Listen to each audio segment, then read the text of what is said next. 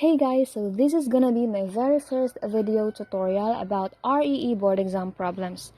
So, yung mga ilalagay ko dito guys na problems are lumabas na sila in the past board exam. So, there's a very big possibility na lalabas ulit sila sa mga susunod na board exam. So, today, we're gonna talk about AC/DC board exam problems. Let's go! So, here's our first problem. Lumabas na nung 2018. Okay. A generator delivers a load through a pair of wires, each of which has a resistance of 0.06 ohm. If the load voltage and power are 120 volts and 4.8 kilowatts respectively, what is the generated voltage? So, my secret guys, every time I solve a problem in EE, is I always start first by creating a circuit. So, let's create a circuit in this problem. Paano ba yung circuit nito? Ganito. We have here the resistance, and we have here the load, which is 120 volts, and meron din tayong power in the load, which is 4.8 kilowatts. And we have a resistance, which is 0.06 ohm. And let's make this our supply voltage, and let's call this as EG. And this is our generator, okay? So, ano ba yung alam natin kapag series yung circuit? We know that kapag naka-series yung circuit, constant lang ang current niya. So, ibig sabihin, kung ano yung pumapasok dito ng current, yun na din yung pumapasok dito ng current. So, sa circuit nito, we can, di ba pwede nating makuha yung circuit, yung current nito, I mean? Right? So, let's find first for the current in the load. Kasi pag nahanap natin yun na rin yung pumapasok dito eh. Right? Okay. To solve for the load current, let's have load power over load voltage, which is 4.8 kilowatts divided by 120 volts.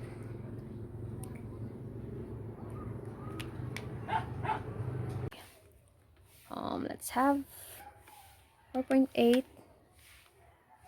divided by 120 volts.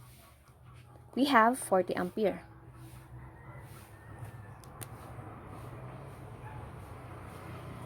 So, yung current pala na pumapasok dito is 40 ampere. And that also means na yung pumapasok dito ng current is also 40 ampere. So, now na may current na tayo, magki-KVL na lang tayo dito guys. If we will take a look at the circuit, we can say that EG equals yung voltage na dumadaan dito, VR, plus yung voltage sa load natin. So, ganyan lang naman yung gagawin natin. So, to find EG, since we know that VR is equal to IR, diba? Diba, Ohm's law, V equals IR. So, we know na ang current natin is 40 ampere times yung resistance natin. So, let's take a look again to the problem. Sabi sa problem, we have pair of wires. So, we should be careful with this kind of problem, Kasi sinabi dito, pair of wires. So, gagawin natin 2 times 0.06 ohm plus yung voltage natin na 120 volts. So, we have 40 times 2 times 0.06 ohm plus 120 volts. And we have here, mali, sorry. This should be times. So, we have here 124.8 volts. So, that's our final answer. 124.8 volts. Alright, let's proceed to our next problem. So, this next problem, guys, is lumabas siya ng 2012. 3 10 ohm resistances are connected delta on a balanced 3-phase source. If the equation of the phase voltage is VAN equals 120 sine omega t, what is the equation of the phase A line current? So, kapag ganito yung problem, guys, kapag naka-balance 3-phase siya, ang ginagawa ko is nagfe-phase analysis ako. Kasi mas madali siyang gamitin and mas madali siyang ma-solve. And we can only make use of phase analysis kapag naka-Y siya. Okay? And you should also remember that kailangan naka-balance three-phase siya. Balance hindi unbalance. Okay? So, kapag naka-delta siya, ang ginagawa ko is, kino-convert ko na lang yung load into Y. So, we know that our Y equals R delta over 3. So, to convert our load into Y, we should divide 10 over 3, and this is our load. Okay? And we also have a given phase voltage, which is VAN equals 120 sine omega t. So, paano ko ba nalaman na phase voltage siya? Di ba yung Y natin is ganito? We have our A, B, and C, and N. And this is our VAN. And di ba ito yung phase voltage natin? And andito yung line. So, automatic guys, kapag nakakita kayo ng subscript na AN, BN, or CN, phase voltage na yan. Okay? So, paano ba yung phase analysis? Sorry. Ganito siya guys. So, this is our load. From the word itself, phase analysis, it means yung gagamitin natin ng mga values is naka-phase siya. So here, we will use phase voltage. Since may given na tayo na VAN, which is yung phase voltage, yun yung gagamitin natin, 120 volts. And here, we have a load, which is 10 over 3, which is naka-Y na siya. Kasi sabi ko kanina, we can only make use of phase analysis kapag naka-Y siya. Okay? So, we can solve for the current here. And yung masasolve natin dito, obviously, is phase current. Kasi yung mga ginagamit natin na values are naka-phase. Okay, so I phase equals V phase over our load, which is naka-Y. So we have here 120 over 10 over 3. And we have 120 over 10 over 3. We have 36 ampere. And this is our I phase. But we also know na kapag naka-Y tayo, I phase is equal to I line. Diba? So, ito na yung line current natin. But, ang pinapahanap sa atin is yung equation.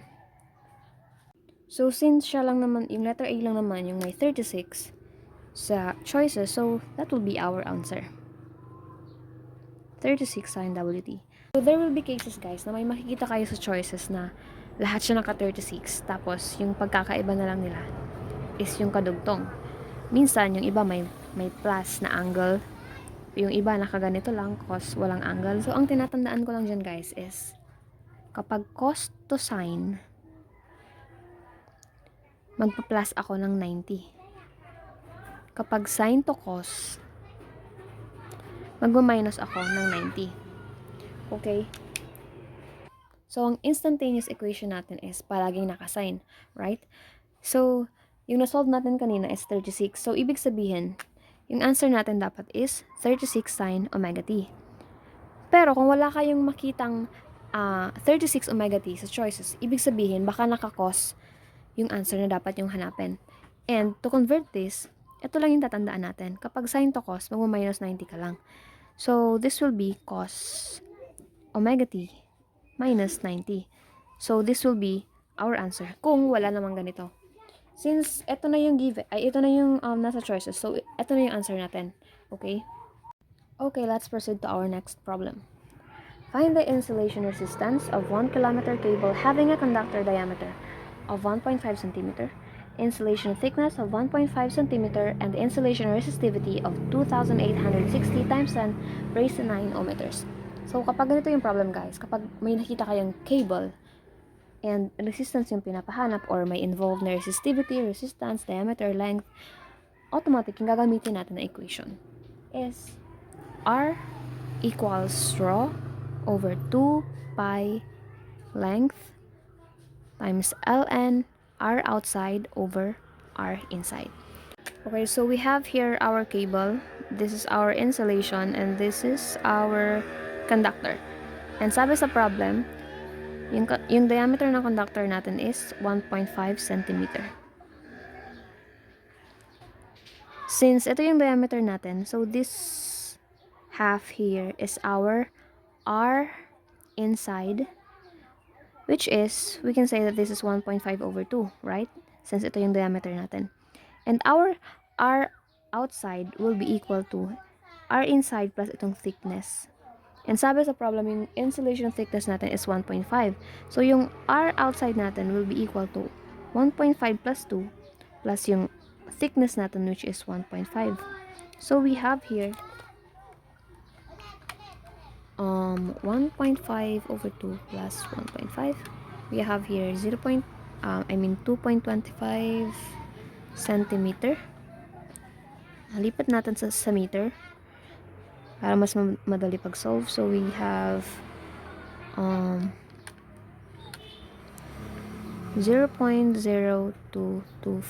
meter. And same here, 1.5 over 2 equals divided by 100.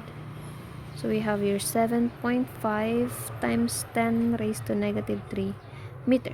So, substitute na lang natin dito sa ating equation. So, our resistivity is 2,860 times 10 raised to 9 over 2 pi L times our length, which is 1 kilometer or 1,000 meter, times ln, R outside, which is 0.0225 over R inside, 7.5 times 10 raised to negative 3. Okay, sorry for that. Input na lang natin sa calculator. So, we have 2,860 times 10 raised to 9 over 2 pi times 1,000 meter times ln 0.0225 over 7.5 times 10 raised to negative 3. And we have here 500. 1, 2, 3, 4, 5, 6. We have here 500 mega ohms. So, our answer is letter B. 500 mega ohms. So, our next problem, guys, is lumabas siya ng REE 2022. Find the values in ohms of resistors R1 and R2 such that when connected in parallel, draws a current of 6 ampere out of 30 volt source and draws 4 over 3 ampere when connected in series. So again, gagawa tayo ng circuit. Okay? So our first condition is we have a parallel connection.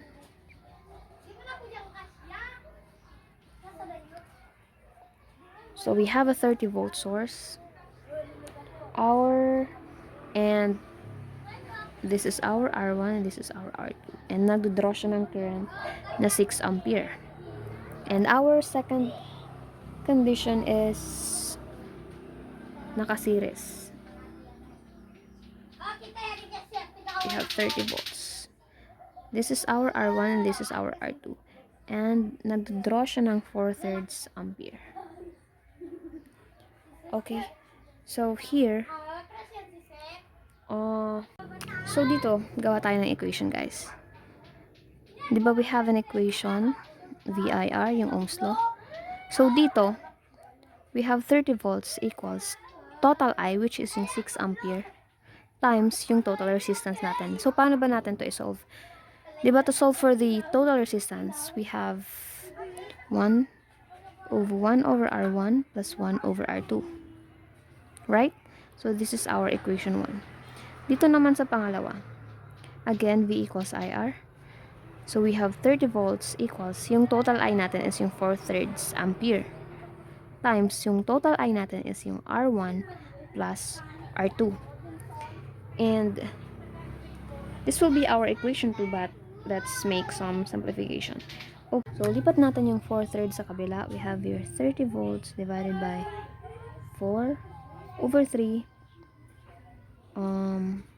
minus R1 equals R2. Okay, lipat ko lang yung R1 sa kabila. So, this is gonna be our equation 2. Okay, burahan na natin, guys, for us to have space. So, ngayon, guys, i-substitute na lang natin to dito. Okay? So, i-diretso na lang natin sa calculator. So, ito yung gagamitin natin, guys. We have 30 volts equals 6 times 1 over R1 plus 1 over R2. So, ito na yung gagamitin natin ng R2, guys. Okay. Lagay na natin sa parenthesis. Wait.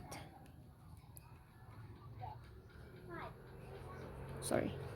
Okay, 1 over R2, we have here 30 volts over 4 over 3 minus R1. Shift solve.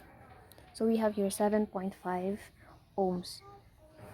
Isa lang naman yung may 7.5 ohms sa choices. Ibig sabihin siya na yung answer. But for you to make sure, pwede nyo naman i-substitute yung 7.5 kahit sa anditong equation and you will get 15 ohms. Okay? Okay guys, our last problem is lumabas siya ng 2013. A 16 ohm resistor is connected in series with parallel combination of resistors R and 48 ohms. Determine R if the power consumed by the parallel connected resistor is equal to the power consumed by the 16 ohm resistor. So, again, yung sinasabi ko sa inyo is, palagi kayong gumawa ng circuit para mas madali kayong makapag-solve. Okay, let's make a circuit in this problem. So, sabi sa problem, a 16 ohm resistor is connected in series. So, this is our 16 ohm resistor. Is connected in series with parallel combination of resistors R and 48 ohms. So, nakaseries daw siya sa parallel combination ng resistor R and 48 ohms. So, this is our 48 ohms. Okay? And according to the problem, the power consumed by this 16 ohm resistance is equal sa power consumed nitong parallel combination ng R and 48. So, let's make an equation about that statement. Yung power consumed ng 16 ohm resistance ay equal daw sa power consumed ng parallel combination ng R and 48. And we all know na ang formula ng P is I square R, right? And alam natin na yung current na pumapasok dito, siya din yung pumapasok na current sa parallel combination nitong dalawa. Right? So, ibig sabihin, yung power natin sa 16 ohm is I squared times 16 ohm. And yung power naman natin dito sa parallel combination is I squared times yung parallel combination nila, which is R times 48 over R plus 48. So, pwede na natin cancelan yung I square, right? Kasi paras lang naman yung pumapasok sa kanila eh. And now, we can now shift solve this using our calculator.